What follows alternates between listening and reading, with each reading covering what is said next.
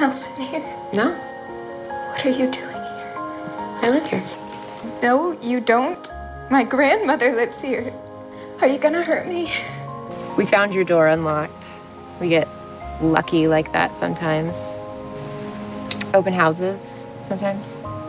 I'm literally afraid of living alone. How long have you lived here? Lived. Good one. I don't want you guys to go. I wish you'd let me in.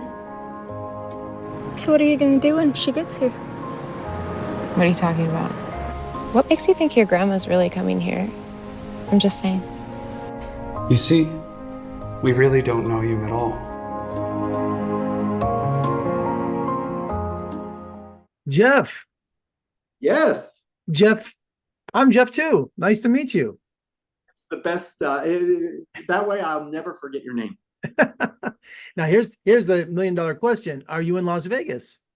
I am in Las Vegas, and that's been my home since late 2018. It's where I wrote the new movie. It's where I filmed the new movie, and we're more than ready or more than welcome to be proven wrong. But we believe that this is the first narrative theatrical feature film that's ever been filmed entirely in Las Vegas, ever in history. Whether it's Elvis Presley and Viva Las Vegas, whether it's Leaving Las Vegas, bring it on. Prove us wrong. Jeff, I'm thrilled to hear that because you know what? I'm in Las Vegas. There you go. And get this, Jeff. You may be in the same building. I don't know. And ready for this? I was born here. Oh, it's not. You know what? It always surprises me when I meet new people here.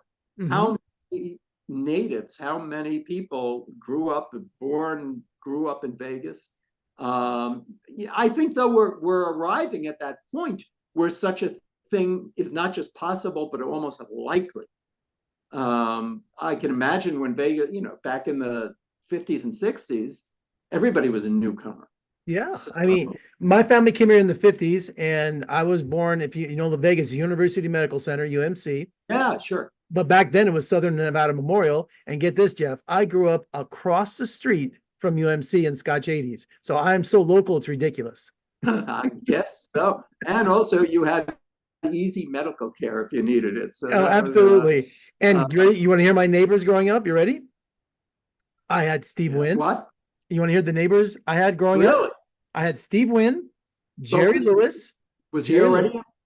And who? Huh? Jerry Lewis. Jerry Lewis. Let's see who else I had. Don Wells. Go ahead.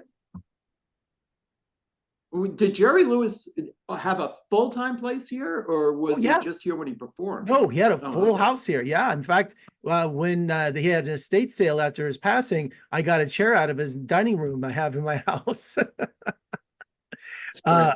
Not a director's chair, is it? No, it's not. I wish it was. I even did the first and only Jerry Lewis Film Festival at the Orleans Hotel back in 2000. Oh, wow. Jeff, we got to get together. We got this interview would take 10 hours if we sat here and talked all day. We got a lot to catch up on. Yeah, right. Well, set up the film for us. Well, I'm still a newbie then. 2018, this is like yesterday. Cool. Well, I'm so excited to talk about your new film. Could you set up the film for our viewers? Yeah, I mean, all of my films. This is my 8th film, and they're all character driven. They're all dialogue driven. As I write them, they all just emerge organically. Sometimes, as in with this film, I come up with characters' names before I know what they do or what they want to do. I just love the fact that the main characters in this film are Ian, Ingrid, and Ivy. And yet they're complete strangers to one another, or at least at some point in the film, they are complete strangers to one another. But I think that it's really, I think most people who see it, as disparate as these characters are, and as foreign as the plights that befall them might be to this or that individual viewer, I think that there are character traits, if I've done my job well, there are aspects of each character that anybody could identify with. And it's really a story of what happens kind of when fate gets in the way of what we imagine at some point in time could be glorious futures.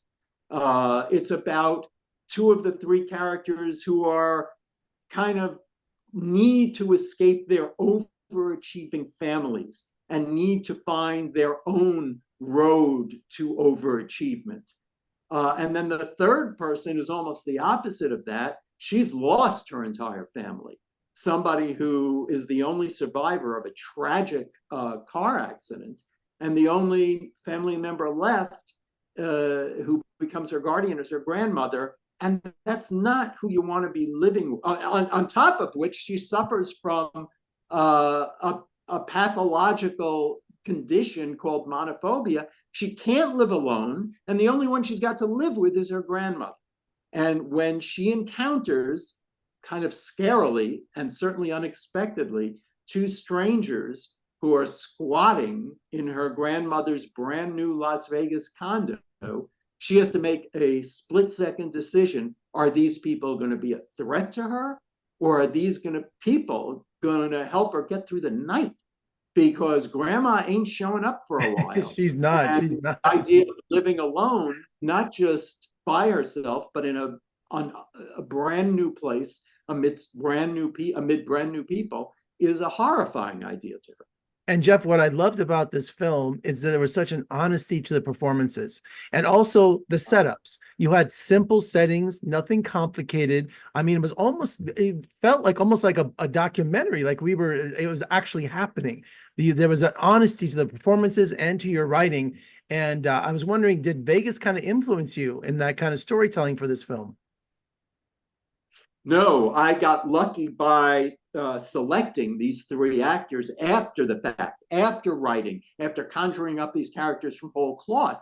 And as you flatteringly point out, had any one of the three actors not been up to the task, everything would have crumbled. And they were up to the task in spades, I think. They are all relatively new actors. The chemistry from day one on set was uncanny between the three of them. And most importantly, the trust that they had for each other and the trust they had in me to shepherd them through this 3-week shoot was there from the get-go. You'd like to think it developed through the casting process, which I think was true. But until the pedal hits the metal, you don't know for certain. Exactly. And you got to shoot. Oh no, that was perfect. And you got to shoot at the Stratosphere Hotel. How did they treat you? Locations, when you film a film entirely on location, which this was, sometimes you get lucky, sometimes you don't. I can tell you for those watching who live in Las Vegas, the town of Summerlin is not film friendly, despite their protestations that they're building a movie studio right now in Summerlin South. Believe me, they are not film friendly. By comparison, the people at the Strat could not have been more welcoming, helpful. They almost left us to our own devices too much. They would unlock a door and say, "Do you need this? Okay, fine. Call me if you need it." It's the 5th highest structure in the United States. And the scary part, in the scene that we shot on the observation deck on the 108th floor, there is, as you know, a child involved in that scene. Yes. And she is climbing up on the rail, and our father is watching us film. And it's like, I just needed her for that day. The father wanted her longer than that. So, but she was great too. So. Well, Jeff, we could go on all day here, and I think you're a fascinating filmmaker. I'm so glad to discover you. I'm going to check out your other films, but in the meantime, Goldilocks and the Two Bears, what a fantastic achievement. And let's get together real soon. Promise me. That would be terrific. Wonderful. Good luck with the film, and we'll talk again soon. Thank you, Jeff. Okay.